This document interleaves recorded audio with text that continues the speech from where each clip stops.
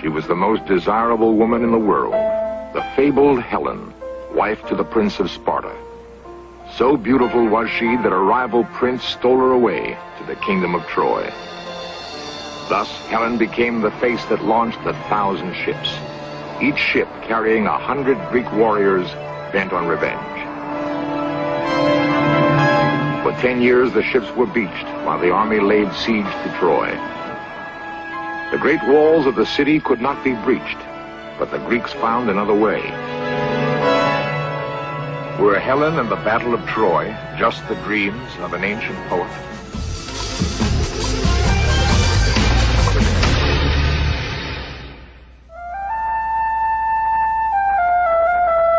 The place where Europe ends and Asia begins is as mysterious as its mountains are imposing.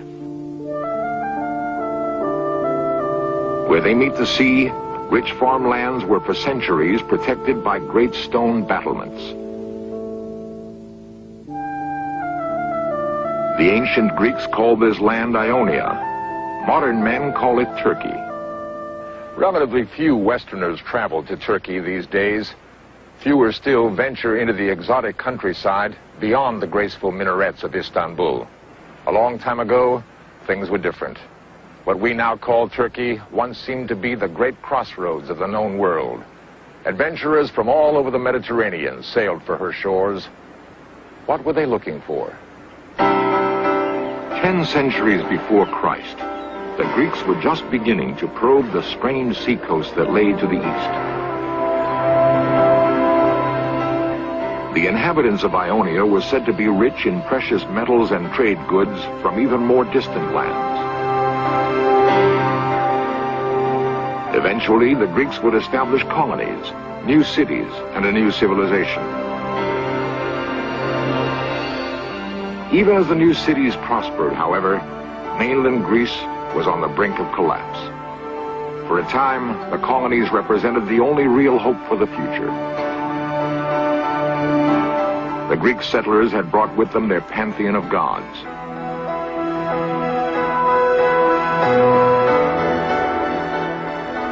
Clearly, the Greeks of this troubled period wanted to keep alive the glories of the past. With their gods came mortal heroes, somehow bridging the gulf between heaven and earth. Of these heroes, it was said, each could do what 2 men could not do, such as now live upon the earth. No one helped preserve these illusions more than the great bard, Homer. Some scholars believe Homer traveled through the great cities of Ionia in the 8th century before Christ. As he would pass through a city, he would pause to recite a tale or hear one told. Under graceful columns and along busy thoroughfares, storytellers would gather to recite verse. Perhaps it was in this way that Homer first heard the story of Troy. He may have visited the place where the great battle was supposed to have happened. Whether Troy's location was known to Homer or not, he certainly drew inspiration for his retelling of the story from the countryside of its birth. The result was Homer's epic poem, the Iliad. The poem described the invasion of the Greeks, but nowhere does it mention the gift force filled with soldiers. By the 18th century, most scholars had concluded that the fall of Troy described by Homer was pure fiction or related to something that happened somewhere else. Many felt that Homer never lived at all, that the work ascribed to him was merely an anthology of folk tales told by many writers. There were a few eccentrics, however, who believed otherwise. The most remarkable of these was a self-made millionaire named Heinrich Schliemann. As a boy, Schliemann had taught himself to read the Iliad in Greek. His fascination with Homer's poem was to become a lifelong obsession. By 1870, Schliemann had made 2 fortunes in Russia and another in the California gold fields. He arrived in Turkey determined to spend every penny of his great wealth, if need be, on realizing his dream, the discovery of ancient Troy. When Schliemann committed himself to an objective, it was with an all-consuming passion uncommon in average men. As Schliemann began his search, he looked over the plain that might once have played host to the armies of Hector and Achilles.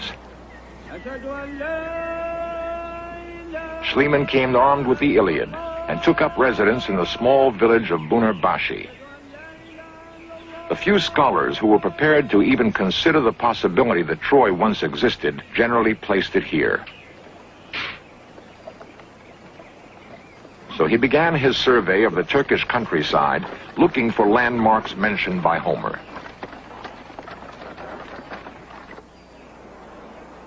Schliemann had given himself a good layman's education in archaeology.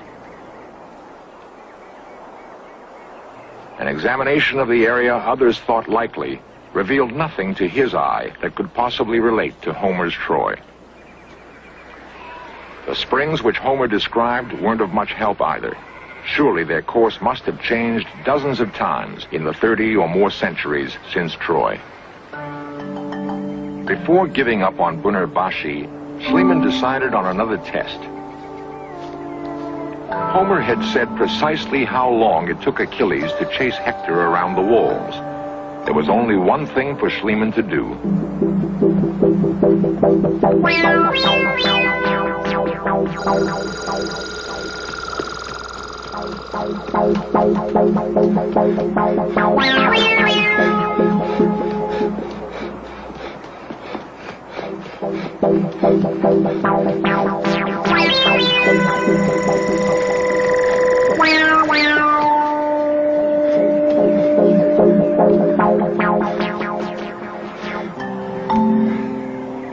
Wrong.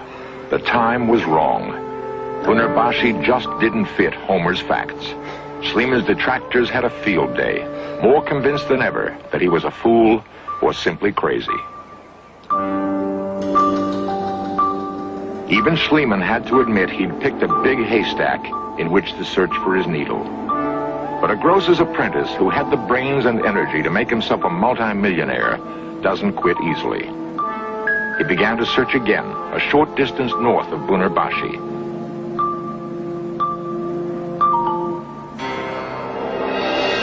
There, he would encounter his destiny on a hill called Hisarlik.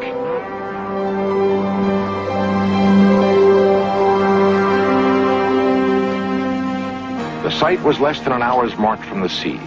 If well fortified, it could command the whole plain below.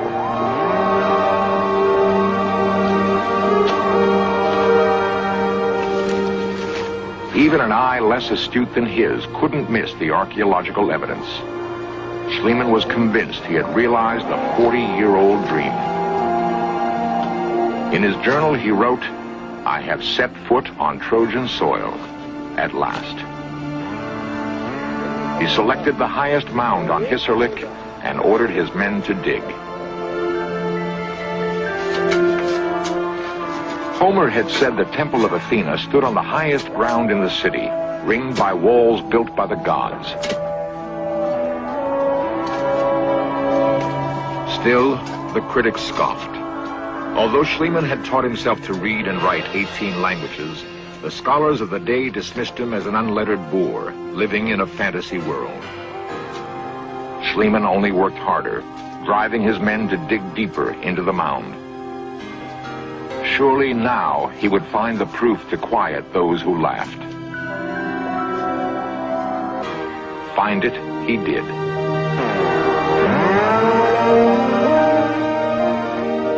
Here, indisputably, were the remnants of a lost civilization. But were they the fabled walls of Troy? Schliemann's trove of artifacts shook the academic world. What must the builders of this city have been like? What hands made these beautiful things? Clearly, the ancient craftsmen used techniques more advanced than many in use today. Why did they vanish after accomplishing so much? Schliemann discovered hundreds of spindle whorls, just like the ones still favored by local residents for spinning wool yarn. Other implements were found, similar, if not identical, to those in everyday use by villagers along the Turkish coast.